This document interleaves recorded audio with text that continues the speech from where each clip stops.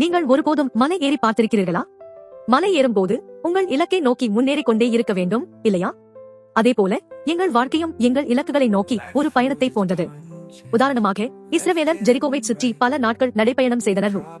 ஆனால் அவர்கள் நடைபயணம் வெறும் நடப்பதல்ல, அந்த நடைபயணத்தில் குறிப்பிட்ட பங்குகளை ஏற்றவர்கள் இருந்தனர் மற்றும் ஒரு ஒழுங்கமைக்கப்பட்ட முறையிலும் நடந்தனர்.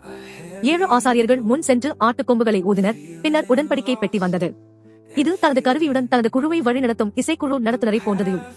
ஆசாரியர்கள் எண்ணத்தை பிரதிபலிக்கிறார்கள். என் நினைப்பில் அவர்கள் எங்கள் நம்பிக்கையை பிரதிபலிக்கிறார்கள்.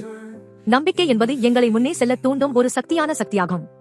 ஆட்டுக்கொம்பின் ஒலி இஸ்ரவேலர்களை ஊக்குவித்தது போல எங்கள் நம்பிக்கை எங்களுக்கு எதிர்காலத்தில் வரும் சவால்களை எதிர்கொள்ளும் தைரியத்தை வழங்குகிறது. அப்படி என்றால் உடன்படிக்கை பெட்டியால் என்ன பிரதிபலிக்கப்படுகிறது? அது தேவனின் இருப்பை பிரதிபலித்தது. ஒரு திசை காட்டி போன்றது. அது இஸ்ரவேலர்களுக்கு சரியான பாதையை காட்டியது.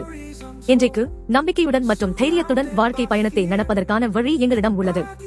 என்றும் எங்களை சரியான பாதையில் நடத்தும் ஒருவன் உள்ளான். அந்த ஒருவன் இயேசு கிறிஸ்து. இயேசு கஷ்டமான நேரங்களில் எங்களுடன் நடக்கிறார்.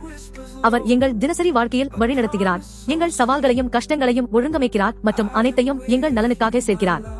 அதனால் ஒவ்வொரு நாளும் வெறும் கடினமாக உழைக்க அல்லது ஒரு மலையை ஏற போராட வேண்டிய அவசியமில்லை.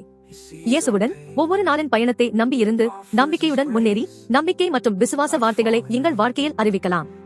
இயேசு எங்கள் அருகில் இருக்கையில் நாம் எந்த தடைகளை மீறி வெற்றி பெற முடியும்?